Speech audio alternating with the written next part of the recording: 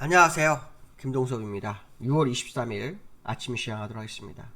오늘 새벽에 끝난 미국 시장은 혼조세로 마감했죠. 장 초반에는 양시장이 마이너스였던 거로 기억하는데 끝날 때 되니까 나스닥은 올랐고 다우는 약간 마이너스로 끝나고 이렇게 끝났습니다. 미국 시장은 어제 오늘 공통점이 제롬 파월의 의회 반기보고였죠. 어제는 하원 금융서비스위원회였고요. 오늘은 상원 은행위원회였는데요. 발언은 거의 똑같이 했습니다. 2%로 그러니까 인플레이션을 2% 낮추기 위해서 추가 금리 인상이 필요하고 연말까지 2번 정도는 해야 될 거다. 뭐 이런 얘기를 했었죠. 근데 시장이 별로 이 뉴스에 영향을 받지 않는 그런 모습이 있습니다. 미셸 보우먼 미 연준 이사도 금리 인상에 대해서 지지 발언을 하는 상황.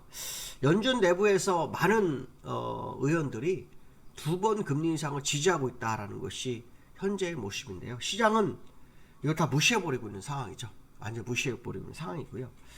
어저께 같은 경우는 영국에서 영란은행에서 금리를 인상을 했어요.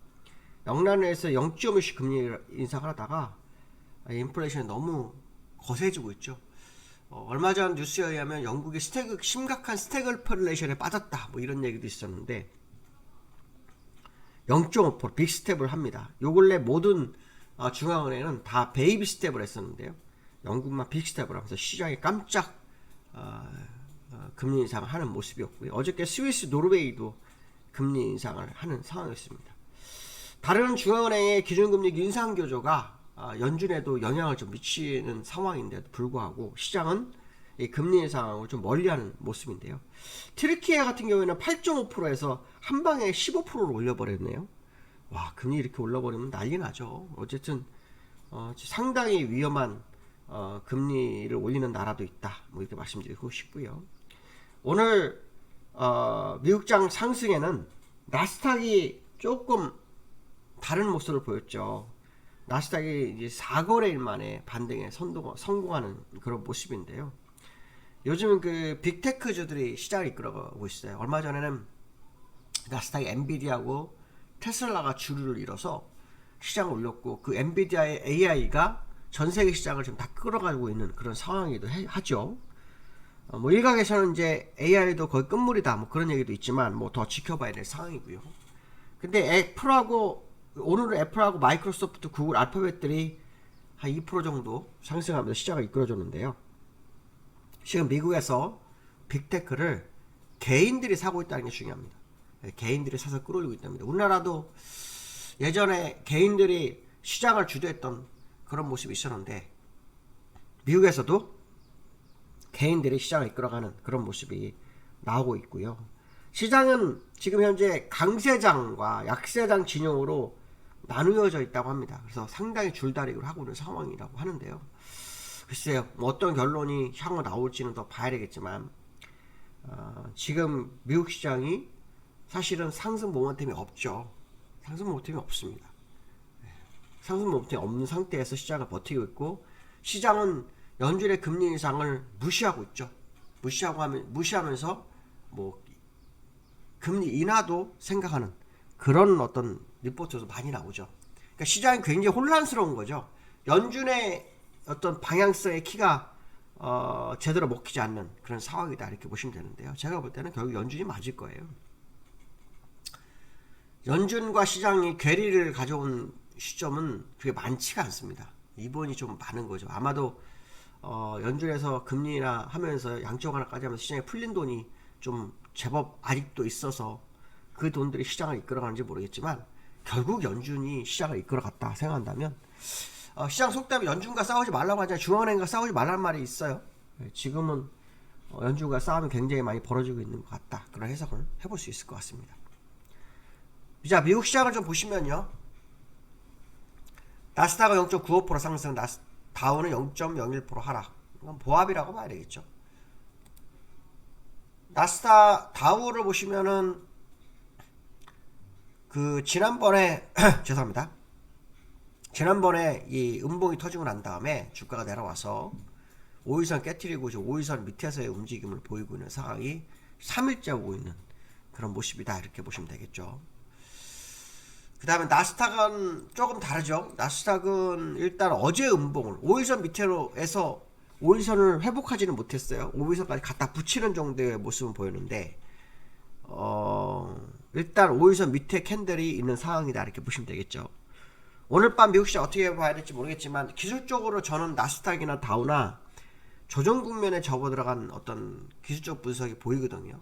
근데 오늘 미국 시장도 반등을 했는데 오늘 밤에 새롭게 다는 오늘 밤에 또 미국 시장 어떤 흐름이 나오는지 굉장히 중요하겠죠. 또 유가도 영란의 금리 인상으로 인해서 빠지고 그런 것들이 또 시장에 영향을 미치기도 하는데요.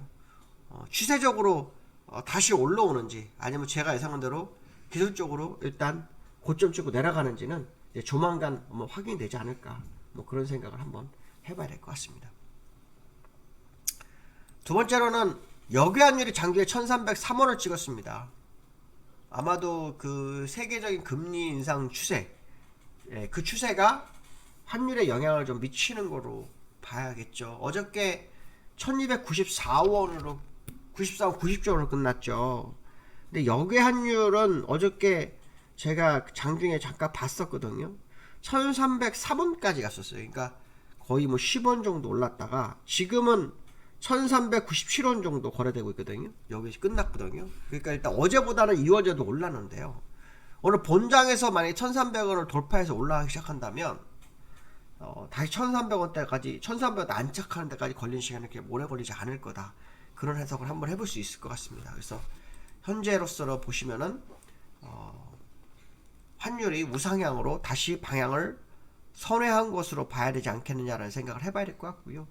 금리 인상이 세계적으로 멈추지 않는 환율이 꺾여서 내려오기는 좀 쉽지 않을 거다. 그래서 오늘 환율이 1300원대 올라오는지 봐야 되겠죠.